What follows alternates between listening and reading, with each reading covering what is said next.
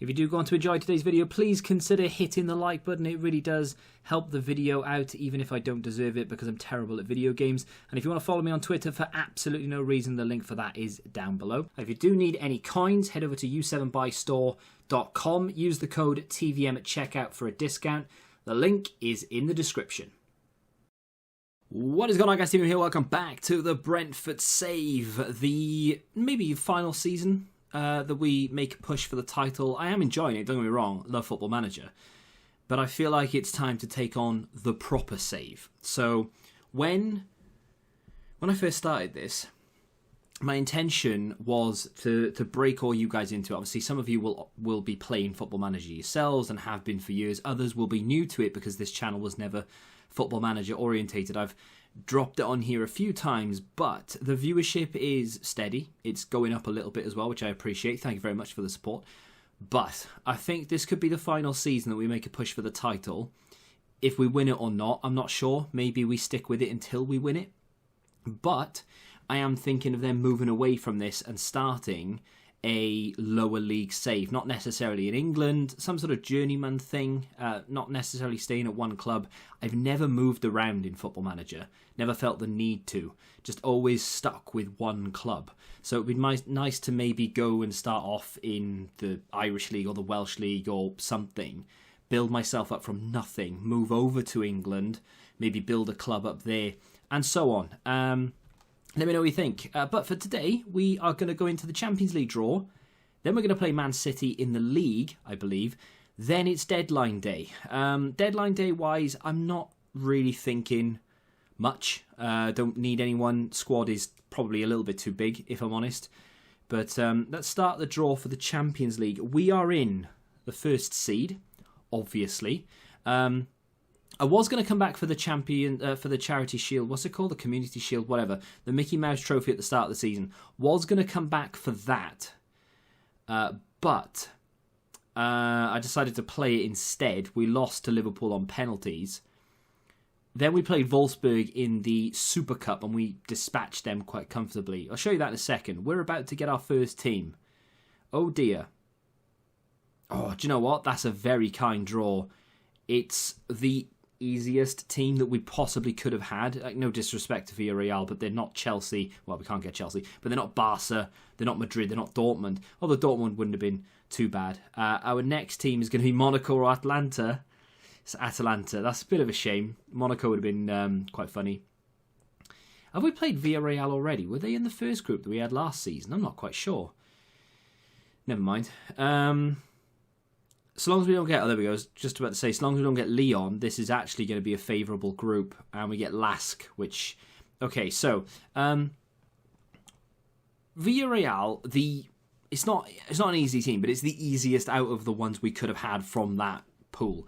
Atalanta are a very good team, very much capable of winning the Italian league in this universe. And Lask, of course, decent side, but we should be stronger. We should fly through that group without too many problems, he says. Chelsea have been given a fairly favourable group, if I'm honest.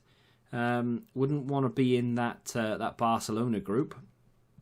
I wouldn't mind being in the Atletico group to a certain extent. Yeah, few semi-difficult, semi-decent ones. Man City getting the easiest group in Champions League history for not the first time, I might add. Let's go over and have a little look at how we've started the season then. So, we lost to Bayern Munich in the FIFA Club World Cup quarter-final. I'm not sure if you knew that. We then played some friendlies, beat PSG in a friendly, which is quite nice, even though it was a friendly. Lost to Liverpool in the Community Shield on penalties, which is a bit of a shame that we didn't get to win that, but it is what it is. Dispatched Wolfsburg 4-1 in the UEFA Super Cup. I did play a fairly strong team. Did actually want to win that, and we did. And it was quite comfortable in the end. They didn't really put up much of a fight. Opening game against Southampton, there was about 4 minutes where I was nervous that they were going to come back and we were going to draw the game 2-2, but we ended up scoring 4. And then against Spurs, they were so lucky. I tried not a new formation, it was 4-2-4. But I tried some more player instructions, some different player instructions, some different tactics in general. And it worked. We had so many shots on target, but for whatever reason, they managed to score twice with 2 shots. They just got really lucky. The best goal I think I've ever seen we scored against Southampton. Who scored it? It must have been Benjamin Sesko's goal. Let's go have a look, because honestly, it was so good. I hope they show the whole thing. It was one of the best passing moves you'll ever see. Was it Milinkovic-Savic's goal, or was it Sesko's goal? Can't remember.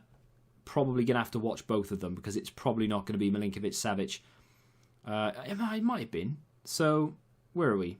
Yeah, it's not this one. This was a good goal, to be fair. He just hits it from the edge. That's a bit of a banger. But maybe this goal.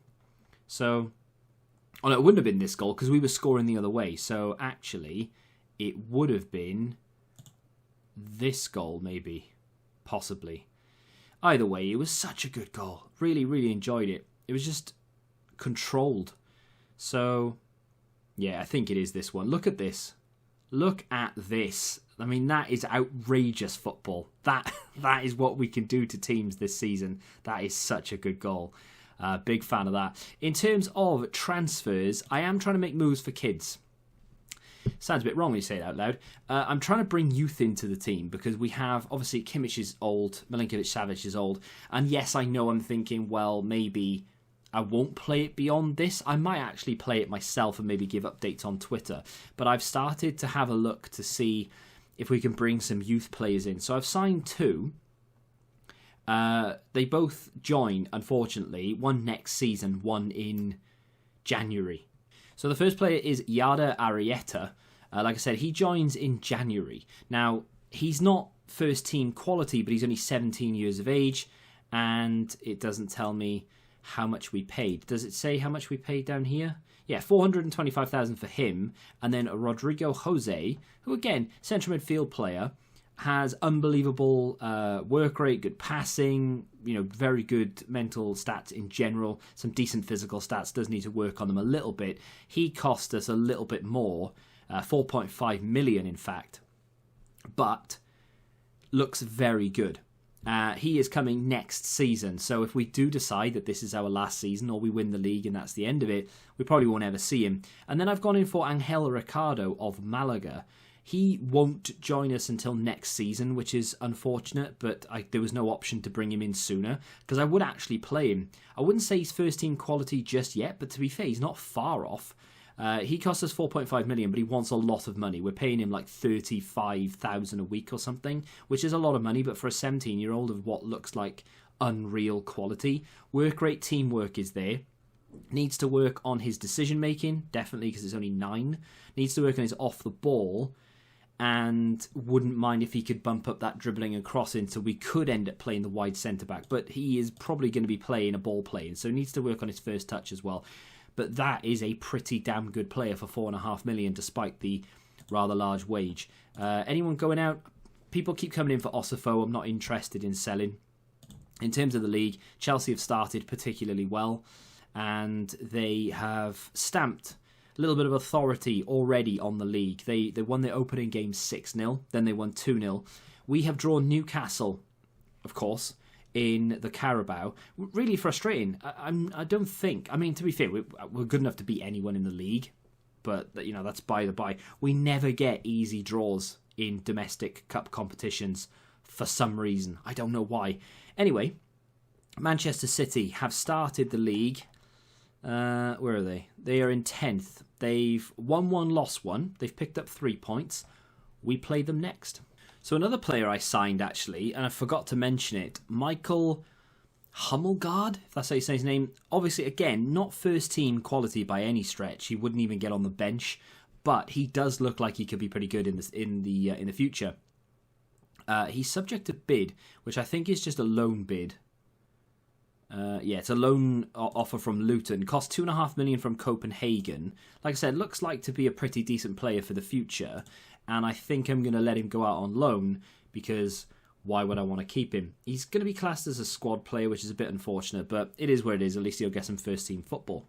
The team that is going to play Manchester City looks something like this. I've rotated a fair bit, to be fair. Kimmich is going to play in the centre of midfield for the first time this season, so João Cancelo can have a game. De Ligt and Nianzou are going to be the 2 centre-backs. Barisic remains the left-back. And then Bellingham will go alongside Kimmich. I did contemplate putting Milinkovic-Savic instead of Bellingham, giving Bellingham a rest, and then playing Talisman Magno as the shadow striker. But I think I'm going to play Zaniolo and Milinkovic-Savic in the same team together for the first time. Rafinha goes on the left, and of course Sesko up front. Firmino, who has been injured for all of pre-season and the start of this season, has now made his return, but he's not quite fit enough to play. He will get on in this game, but he's not going to start it, especially how Sesko has started the season. I don't think there's any need to really just throw him in there. Osifo not happy with the amount of first-team football that he's currently getting. Well, I say not happy, he's concerned, which is fair. And to be fair, I don't really know what I can do about it, because I want to be playing the two best centre-backs that I have. So he's going to have to be happy with the rotation. Although deadline day is 2 days away, and you never know. Erling Holland, the player who didn't want to join us because we weren't good enough, despite winning the Champions League and finishing above Man City in the league, but that's life. Alongside João Felix, so this should be interesting. I have looked at Phil Foden a couple of times as well, decided against it. Let's just get straight into the game. We are a 3 o'clock kickoff, which is an interesting decision from the league. They're going to put Leicester and Swansea the evening kickoff, and this, I mean, let's be honest, this is a battle for the league. These two teams are going to be going for the league without a shadow of a doubt. Man City have not started particularly well, but just because you've lost one game doesn't mean you can't go on to win the league. We need to maintain, though, because we are subject to crumbling. So we need to keep picking up points and just keep doing it consistently. Kimmich with the ball of dreams towards Zaniolo, looking to cut back on it, gives it to Rafinha, who smashes that past Ederson. And if you've seen a better goal this season, bar the Southampton one, then you have to send it to me, because that was outrageous. Joshua Kimmich has just raked that about 40 yards into the path of Zaniolo, who's showed great composure and accuracy, and that finish is unreal. What a goal that is. What a start, by the way. 7 minutes in, thought we were going to concede. Just scored a worldie. I've praised the boys. They're not happy about it. I don't know why. You are winning 1-0. We're going to have a throw-in down here now, 16 minutes in. Barisic with an outrageous outside of the left foot ball into the box. Sterling gets it clear. Can you tell that I'm really biased towards my players? Everything they do is just fantastic. João Cancelo into Zaniolo via the striker, and he has tried to curl it into the top corner. Liverpool have just gone top of the league with... well, I say just gone. They must have already... Okay, they must have played yesterday night or something, because they weren't there before. But we move up into second. Chelsea plays Sheffield United, who are recently promoted. They are drawing 0-0. It's a very early time to be looking at other teams and what they're doing, but we might as well have a little gander. Look at this overlap here. If João Cancelo can find him, he doesn't. He just continues his run, then he plays it. There's Zaniolo on the overlap, who is doing really well out there. Plays a good ball into Milinkovic-Savic, who misses the target. Fantastic. We could be 3-0 up in this game, but my players not quite as composed as I thought they were. I'll tell you what, though, Joshua Kimmich is running the game in the middle. Not quite sure of his rating at the moment, but every time we have a highlight, he does something of note. Which I know a lot of people will be like, well, you know, he is primarily a CDM. You should be playing him there instead of playing him at right back. It's a waste, and I do understand that. But because we've got Declan Rice as well, what am I meant to do? Well, you shouldn't have bought him. Maybe, but he's a very good right back as well. It doesn't matter where you play him, he's going to perform. Here's Barisic, who I think already has the most Man of the Match awards in the league. Ball played over to Zaniolo. It's cut out. I tell you something about Football Manager this year compared to others. Oh my days. That is a goal and a half. Fair play. That is outrageous. What I was about to say was the highlights are a lot more unpredictable. In previous... Look at that for a clearance from Lucas Hernandez. In previous FMs, you've got a highlight. They have the ball. Generally, they're either going to score or they're going to come close and probably get a corner. In this game, you can start off with a corner highlight. We've just scored again. You could start off with a corner highlight. They can go up and nearly score, and then you can steal the ball, go up and score yourself. It is a really open thing that I've not really... That it's definitely different this year compared to previous FMs. Definitely. But am I dreaming? 3-0 up with an XG of 0.59. They've got a higher XG and just the amount of equal the amount of shots on target and goals, etc. And yeah, we've just gone top of the league on goal difference, obviously. Barisic plays it out wide. Oh my days, it's just superb. He could be offside. Good ball to Rafinha. Rafinha finds Sesko. The referee's going to look at it. Marginal if it was offside. We're going to get to take a look at the replay. Rafinha plays it in to Nianzou. Gives it back to Barisic. It's a brilliant run. And then he plays it across. And there is a question whether Sesko is offside there. So we're going to have to take a look at the line going across. What a move, though. And it does look like he's offside. So that will not count. I'm sorry, what? Oh, it did count. What? Was he not offside? He looked offside. His foot looked offside. I know we had another player. Was it Talismagno? Is he even playing? No. Zaniolo. Must have been Zaniolo. Who was offside. But it did look like his foot was encroaching. So that is a very questionable decision from VAR. But 4-0 at half-time against Manchester City. I've had worse halves.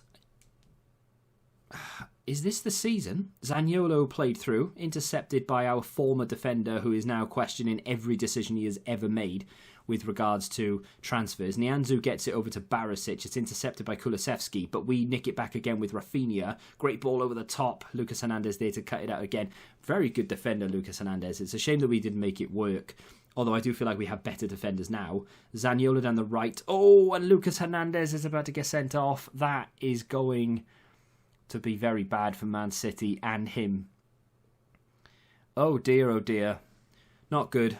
Ben White has just come on for Kulusevski, so they've taken their right wing off. Here is Milinkovic-Savic into Rafinha. This could be a bloodbath. Bellingham, off the bar, and Sesko there to put it home. Referee wants to look at it. I mean, this could get ugly. This could get really ugly. Man City do this, though. I've noticed in FM, and they did it a couple of seasons ago. It's been disallowed, unfortunately. But they have a really good season where they challenge for the league, and then they have a terrible season where they struggle to even make Champions League football. Then they come back again and they either win the league or challenge for it, and then they drop off again. And this is a drop-off season. Last year they were up there. Of course, they pushed us for third. They finished third, we finished second. But yeah, this seems to be a really struggling season. They've lost already. They are 4-0 down with 10 men. It doesn't look good for them. But, yeah, who knows. Ball played over here to Pedro Porro, who's still there. He's been there for years. Ball played into João Felix. Good control from him. Sterling back to Porro. Questionable offside there. Ball played in. Erling Holland. I mean, it's a mess. Will it count? Holland seems to think it will. He's racing back to the halfway line despite being 4-1 down with 10 men. I admire his optimism. I mean, it looks like it's going to count, which I thought that there. Like, this I don't have a problem with. I don't think that's offside. But I thought Pedro Porro was offside when the ball was played to him from Sterling. But that's not what they're looking at. This is what they're looking at. And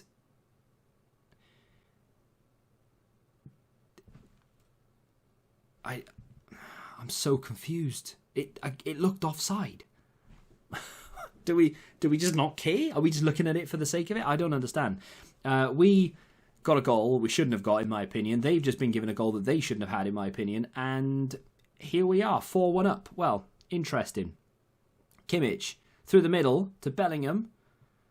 Over the top, questionable ball, but he does get to João Cancelo, former Man City player, of course, goes for the cross. It's looped and the goalkeeper has to deal with it. I was going to skip this and just come out at the end of it, but now this looks a little bit precarious. Can we hold on? I don't think it's a case of holding on, but one more goal would definitely kill the entire thing off. I have thrown away a 3-0 lead before against Man City, so I'd like not to do it again. I'm going to take off arguably my favourite player in this game, Zaniolo. He's going off. He's been tremendous. I think Firmino may get half an hour here instead of Benjamin Sesko, and we'll call it time for a minute. Praise the boys for being 4-1 up. Might as well. Put a smile on their face. We'll leave it till the 70th. We'll give someone 20 minutes now. Who do we give? Everyone is on their knees. Osifo maybe for Nianzou. Not necessarily really, yeah. Don't know. Declan Rice maybe for... No. I don't know what to do. Do we give... Should we give Kimmich a rest? Does Kimmich need a rest? Not really. I'm going to bring Osifo on for Nianzou. It's a bit of a nothing substitution really, but bit of football for Osifo. Nianzou can rest up slightly. I'm surprised they haven't scored more, if I'm honest. I mean, I've said it now, but they have a higher XG, more shots, etc. We've not really done to them what we do to other teams. Holland in there, over the bar. But, yeah. I don't know.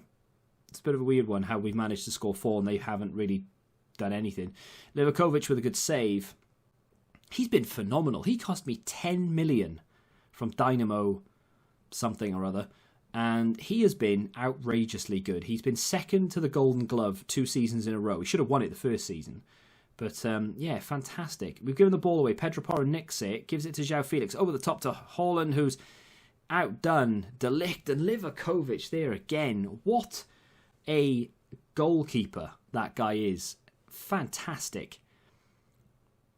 They're going to have a corner, though. And in this FM, you never know. It might actually count for something. It's been cleared, and hopefully that should be the end of the highlight. But João Felix brings it forward. Here's Ferran Torres, who shouldn't even be there. Ball into Holland and over the bar. Haaland? I call him Holland. Maybe it is Haaland. I don't know. Arsenal drawing to Leeds, which is bad news for their title charge. Tony has scored. He's been on the transfer list for about 2 seasons. We've got it clear. Can we actually rake this ball? Talis Magno over here wanted it about an hour ago. Nobody saw it. I did, if that helps. It was down here. There was so much space. Ball played long. Nino nods it down-ish, but Haaland or Holland or whatever you want to call him is going to nick it here. Plays it in. Good defending. Can we get a 5th? I mean, since they've gone down to 10 men, they've been the better team. And they've had far more chances than when they had 11 men. And they've just blazed it over the bar with Ferran Torres. Shall we switch the system? Not to that one. We're going to switch the system into this, I think. Although he can't play there. So maybe move this down. I mean, I know this looks like almost exactly the same system as we're playing right now. But we'll play... It's got different instructions and different instructions on the players and things. So, and obviously Bellingham is now a Metzala and such. This is what I was trying against Spurs, and it worked for the most part, to be honest. But ball played in. Rafinha's got it. I say it worked. Like it doesn't, we're 4-1 up. We're not going to lose the game, but there we are. It's got a lot more emphasis on crossing from deep into the centre and.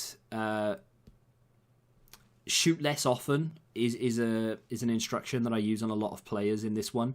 So it has been known to work. Barisic with another assist to his name. Good ball in and Magno rises. And the goalkeeper, absolutely nowhere near it. We did get our 5th in the end. We've beaten them 5-1, I think. There it is. 5-1. It could have been a hell of a lot worse for Man City. Despite that, though, I mean, on paper, they've battered us. But in reality, it wasn't what it was like on paper. We've done really well there. Is that a signal of intent, or is that just Man City doing Man City things in one of the off seasons that they do tend to have? We are top of the league, though, after 3 games. Void the league, call it there, just end it as champions, and I'd be very happy. We have deadline day in 2 days. See if anything happens. So that is the end of deadline day. 1 in, 1 out, and I say 1 in. Not going to come to us until January, but yeah, no other business. Osifo was subject to a bid from Juve. They wanted him on loan, then they tried to sign him, or the other way around. Never going to happen, and that's the end of the window. Very boring deadline day, but as you can see, we have moved up to 5th in the wage expenditure table, which puts us level with Arsenal. When we started, we were down here the very first season, and we had less, or we were spending less than Swansea. The amount that every team in the league is spending right now is the most I've ever seen it. We had, I think last season there were 2 or 3 clubs at under $1 million. When we started, of course, we were well under $1 million. I think we were 700,000, 800,000, something like that. and I've gradually picked it up. We are still some way from Chelsea, Man City, Liverpool, and then Man United, who are spending $6 million a week on wages, which is absolutely outrageous. But the fact that we have won the Champions League and are now going to compete for the league, having spent nearly half of what Man United are spending, and Man United are in the bottom half of the table as we speak, is just crazy. But the gap, even between us and fourth, for those 4 teams, is mental. And I think it would probably take another 3 seasons for us to get to that point. But then imagine the players we'd have if we were to spend that much. Next up, we have Liverpool, I think. Yeah.